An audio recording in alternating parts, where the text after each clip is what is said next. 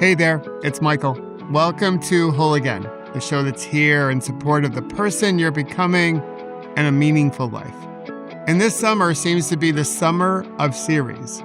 You already know that I'm doing a Perfectly Imperfect Union series to speak with everyday Americans on their thoughts about where we are at year 250. And drumroll please, I'm happy to share that I'll be doing a Ted Lasso series recapping season 4 that just got released a few weeks ago. And yes, I know I'm a bit behind. Other podcasts are also doing recaps, but my take will be a bit different. We'll do it in a whole again manner. During our travels out to Oregon to visit my mother-in-law and then back east to Rochester, New York to celebrate my dad's 90th birthday, and that will be the focus on Friday's episode, I have been able to check out episode 1 and 2 of season 4, and that's the focus of this episode of Whole Again. For me, the first 3 seasons of Ted Lasso were like an ointment for everything that hurt during the pandemic. It was like my Bengay. It could make all the parts that hurt feel a bit better, but it didn't get near all the sensitive parts that sting and burn, if you know what I mean.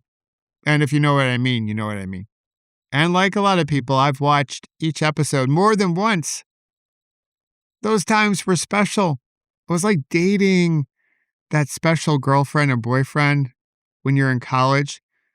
You thought everything was possible, that this could be the one that would last forever. Who doesn't remember the great dates we had? That time when Ted told us that taking on a challenge was a lot like riding a horse.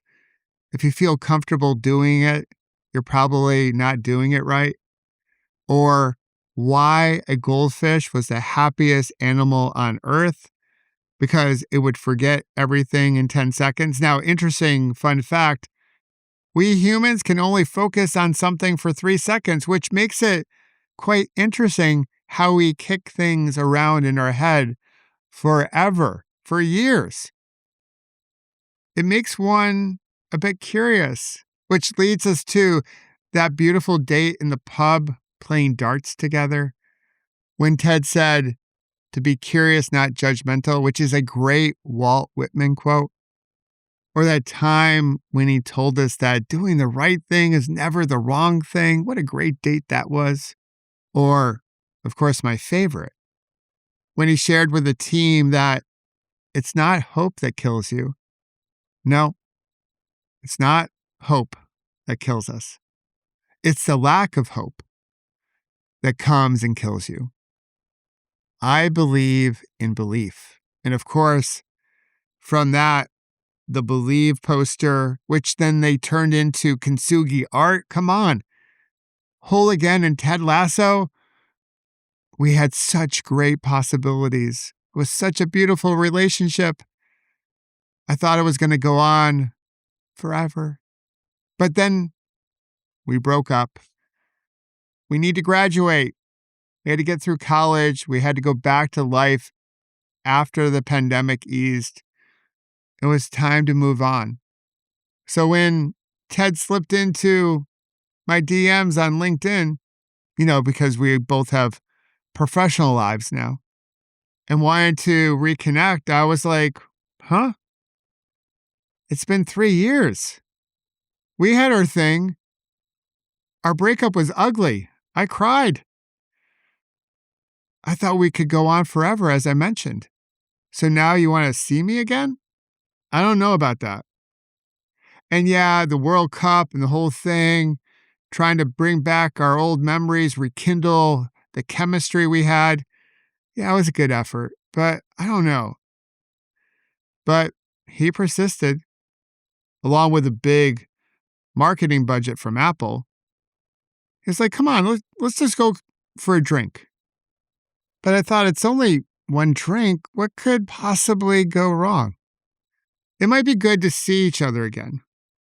See if there's that spark. Maybe we can rekindle it. But I was nervous. I wondered, what if it's not like the old times? I want to cherish those memories we had. If we get back together, do I ruin it all? But he wore me down, so I said yes. I was like, hey, it's only one beer. We can do one beer, and then if it doesn't go well, I can always leave. I can always call a Lyft or an Uber and be gone. But then I wondered, if we get back together, what do I wear? What do I wear to this date? Do I put on my FC Richmond sweatshirt? But that seemed a little too much, like I was easy, that I was just going to get back together after one DM. No, I was not going to play it that way. I was going to play a little hard to get. So I wore an American football jersey, the Broncos, just to let them know where I stood. And I have to say, those first few minutes were a little bit awkward. We were trying to catch up. What have you been up to over the last 3 years? Well, here's what I've been up to. We got introduced or reintroduced to the people in our lives. Like, hey, whatever happened to Rebecca? Is Higgins still around? Sometimes it felt like, well, maybe we can't pick up the magic once again, that we'll just finish this beer and then we'll be on our way. We tried, but you know what? We had our moment in college during the pandemic, but now it's time to move on. We have other things to watch on Apple TV, like Shrinking or Lucky.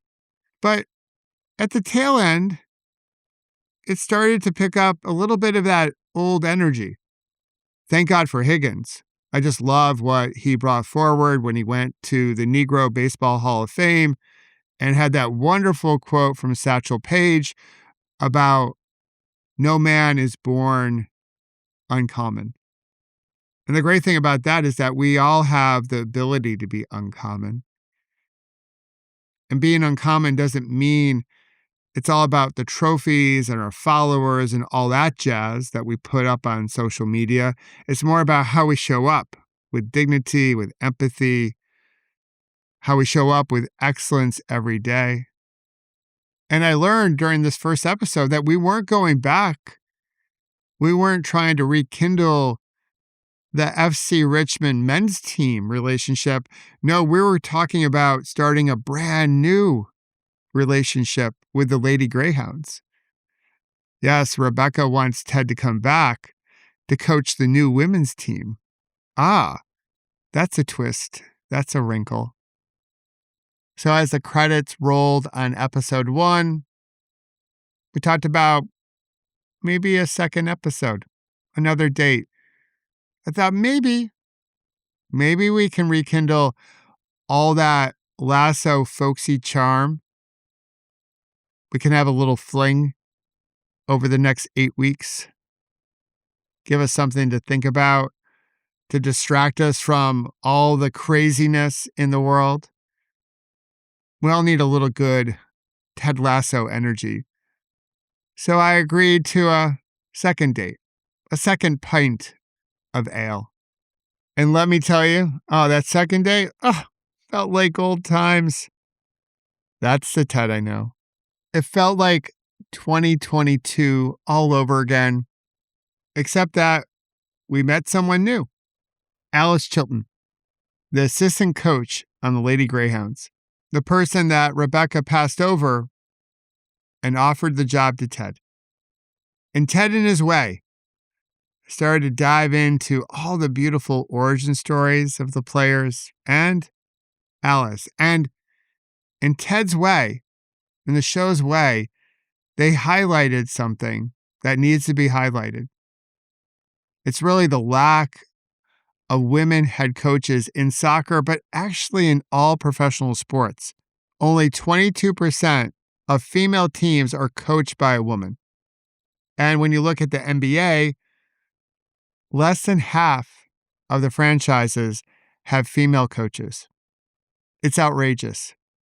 There are plenty of women to coach all these teams. And I'll add, when you look at the men's side of the equation, whether we're talking about soccer or football, basketball or baseball, hockey, there are no women coaching men's teams. This is something that has persisted long enough. And in Ted's way, in Lasso's way, he brings attention to it. Much like Higgins' impromptu visit in episode 1 to the Negro Baseball Hall of Fame, for many people, it opened their aperture up, their awareness up, which is a part of mindfulness, to how great the players were in the Negro Leagues. And in episode 2, Lasso sheds the light, not in an overt way, but in a way for people to be more curious and pull the thread just a little bit to discover that there's simply not enough head coach representation by women across all of women's sports. This episode felt like old times. The magic is back, and I can't wait for episode number 3. And I'm very curious how everything unfolds, especially in light of what's happening here in America around the pushback on diversity, equity, and inclusion. Do we have a situation here with Lasso that we're going to talk about openly, the importance of representation? Because certainly there are plenty of women who are competent to be head coaches. Will we talk more openly about the importance of allyship in building cultures that matter, cultures that can do hard things? I think the message is clear, regardless of the pushback that we see, is that great cultures do amazing things, whether we're talking about a culture that's on the pitch, on the court, on the field, or in our communities and our corporations. Diversity matters, as does inclusion. We all wish to feel like we belong, that we deserve a shot at being the head coach if that's what we desire. And having different perspectives can help shape our thinking. No, diversity, equity, and inclusion isn't something to push back on. It's not something to run away from. We're not better when we just put a white dude who is incompetent in the role because that's what makes people feel comfortable. There are plenty of women who can coach a European soccer club and lead a corporation. We should celebrate diversity and inclusion, not push back on it. And I hope this theme gets pulled through in the upcoming episodes. So stay tuned for more to come.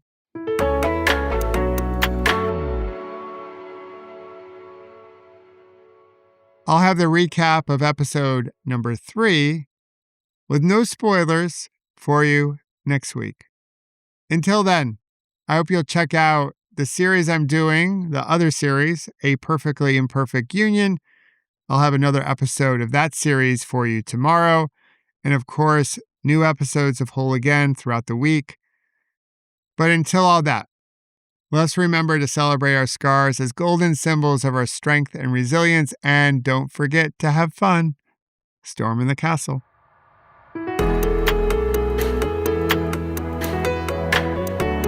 And if you wish to learn more about creating beautiful ripples and how to prevent a bad moment from turning into a bad day, please visit my website, michaelobrienshift.com, and sign up for my newsletter called The Ripple Effect. And join us each Monday, Wednesday, and Friday here at Whole Again and discover how you can heal, grow, and become more resilient. And celebrate our scars as golden symbols of strength and resilience.